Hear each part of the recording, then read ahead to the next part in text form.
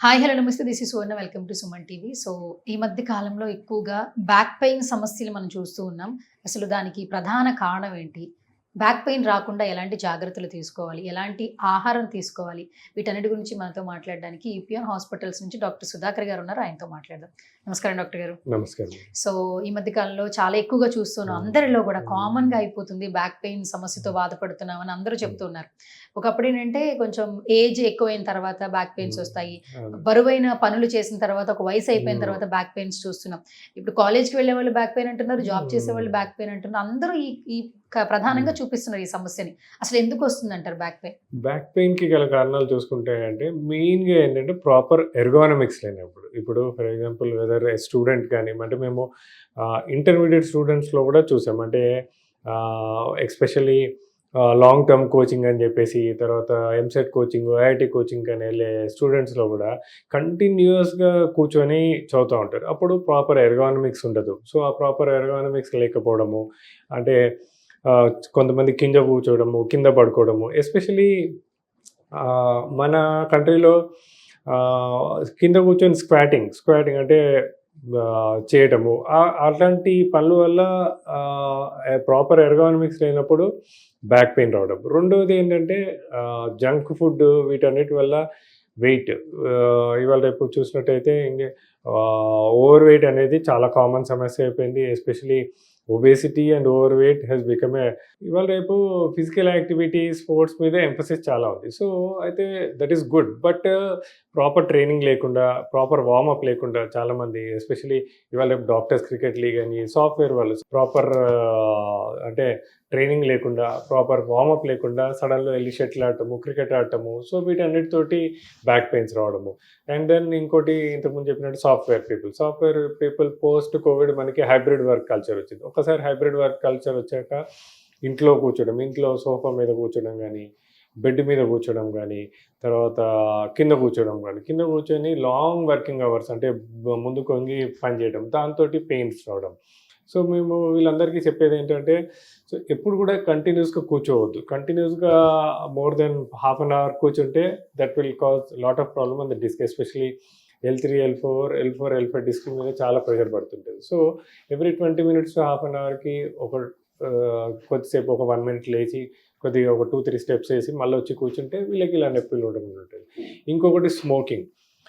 ఇవాళ రేపు because of the changing in the life style, new generation smoking. So, smoking చాలామంది అపోహ ఏంటంటే ఓన్లీ లంగ్స్ దెబ్బతింటాయండి. బట్ స్మోకింగ్ వల్ల బ్యాక్ పెయిన్ కూడా చాలా వస్తది. ఎస్పెషల్లీ స్మోకింగ్ వల్ల డిస్క్ డిజనరేషన్ చాలా ఫాస్ట్‌గా ఉంటది. యంగ్ ఏజ్‌లో కూడా 25, 30 ఇయర్స్‌లో కూడా స్మోకింగ్ వల్ల డిస్క్‌లు డిజనరేట్ అయ్యి బ్యాక్ పెయిన్ వచ్చినవి చాలా కామన్‌గా చూస్తూ ఉంటాం.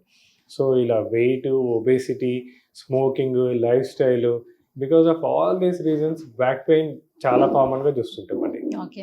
ఇంకొకటేంటంటే బ్యాక్ పెయిన్ వచ్చిన వాళ్ళు మెయిన్‌గా ప్రధానంగా చెప్తుందేంటంటే, మా జాబ్ పర్పస్ మాకు స్ట్రెస్ లెవెల్స్ ఎక్కువైపోతున్నాయి అంటున్నారు. సో, స్ట్రెస్ ఎంతవరకు ఇంపాక్ట్ చూపిస్తుందంటారు? Yes sir. స్ట్రెస్ వల్ల కూడా చాలా ఇంపాక్ట్ ఉంటదండి. నేను ఇంతకుముందు చెప్పినట్టే ఎనీ టైప్ ఆఫ్ స్ట్రెస్ వల్ల ఏమైపోతుందంటే డీజనరేషన్ అనేది చాలా ఫాస్ట్‌గా ఉంటది. అంటే when we are stressed out మన బాడీ లోపల పునరుత్పత్తి అంటే రీజనరేటివ్ హార్మోన్స్ అన్నీ దెబ్బతింటా ఉంటాయి.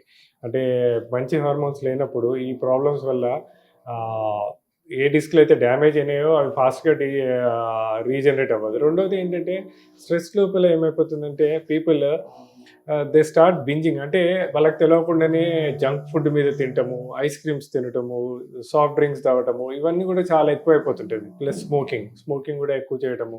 సో, ఇవన్నీ బ్యాడ్ హ్యాబిట్స్ అంటే చెడు అలవాట్ల వల్ల కూడా బాడీ టిష్యూస్ రీజనరేషన్ అనేది పోతుంది. సో, దాంతోటి కూడా డిఫరెంట్ మెడికల్ ఇష్యూస్. ప్లస్ ఇంకోటి స్ట్రెస్ హార్మోన్స్ వల్ల ఏమవుతదంటే మజిల్ స్పాజమ్స్. చిన్న చిన్న మజిల్స్ నుంచి మొదలుపెట్టి పెద్ద మజిల్స్ కూడా స్పాజమ్‌లోకి పోతాయి. స్పాజమ్‌లోకి పోయినప్పుడు ఈ స్ట్రెస్ హార్మోన్స్ వల్ల ఇంకా స్పాజమ్‌లోకి వెళ్తాయి గానీ రిలీజ్ అవ్వవనమాట. సో, అందుకే స్ట్రెస్‌లో ఉన్న వాళ్ళకి మేము ఒకటే చెప్తాము. మెడిటేషన్, యోగా మీకు చాలా హెల్ప్ చేస్తాయి. చాలామంది వస్తుంటారు. అంటే వైడ్ స్ప్రెడ్స్ పెయిన్ అంటే కొంతమంది ఏమంటారు నాకు ఒకసారి అప్పర్ బ్యాక్ పెయిన్ ఉందంటారు, ఒకసారి లోవర్ బ్యాక్ పెయిన్ ఉందంటారు, ఒకసారి కాళ్ళ దగ్గర పెయిన్ అంటారు. సో ఇవన్నీ ఏంటంటే స్ట్రెస్ రిలేటెడ్ పెయిన్స్. వీళ్ళందరికీ యోగా, ఎక్సర్సైజెస్, మెడిటేషన్ ఇవన్నీ చాలా బాగా హెల్ప్ చేస్తాయి. సో డాక్టర్ గారు, ఈ మధ్య కాలంలో ఏంటంటే స్ట్రెస్ అనేది చాలా ఇంపాక్ట్ చూపిస్తుంది మన రెగ్యులర్ లైఫ్ లో కూడా. స్ట్రెస్ వల్ల కూడా చాలా ఆరోగ్య సమస్యలు వస్తున్నాయని డాక్టర్స్ చెప్తూ ఉన్నారు. సో ఎలాంటి సమస్యలు వస్తున్నాయి, అసలు మీరేం చెప్తారు? స్ట్రెస్ వల్ల అంటే మనం చూసినట్టయితే ఒకటి మస్కులోస్కెలిటల్ ప్రాబ్లమ్స్ వస్తున్నాయి, ప్లస్ ఇంకోటి మస్కులోస్కెలిటల్ ప్రాబ్లమ్స్ వస్తున్నాయి.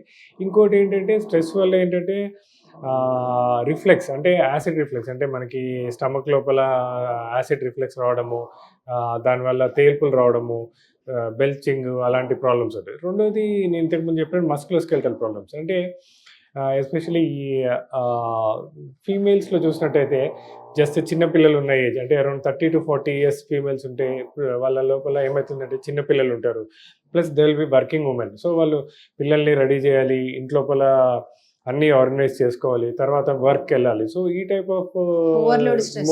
More stress.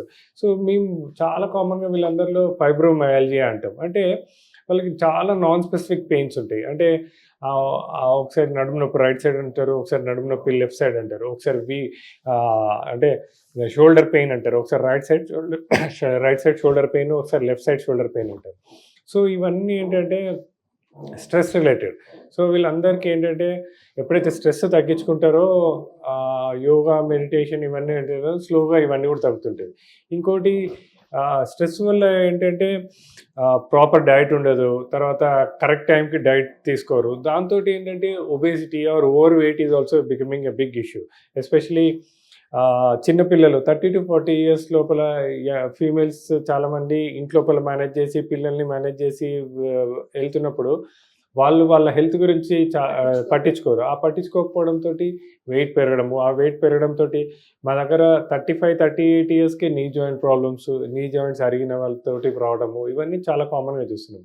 సో వీళ్ళందరికీ ఒకటే చెప్పేది ఏంటంటే స్ట్రెస్ మేనేజ్మెంట్ ఈజ్ అంటే every one should think about it అనమాట. చూసుకొని దాని గురించి కావాల్సిన ప్రికాషన్స్ తీసుకోవడము, మెడిటేషన్, యోగా చేసుకోవడము, దాంతో చిన్న స్ట్రెచ్చింగ్ ఎక్సర్సైజ్ చేసుకోవడము, సింపుల్ వాకింగ్ చేసుకోవడము, వీటన్నిటిని రిలీవ్ చేసుకోవచ్చు. Thank you doctor, thank you so much. Thank you.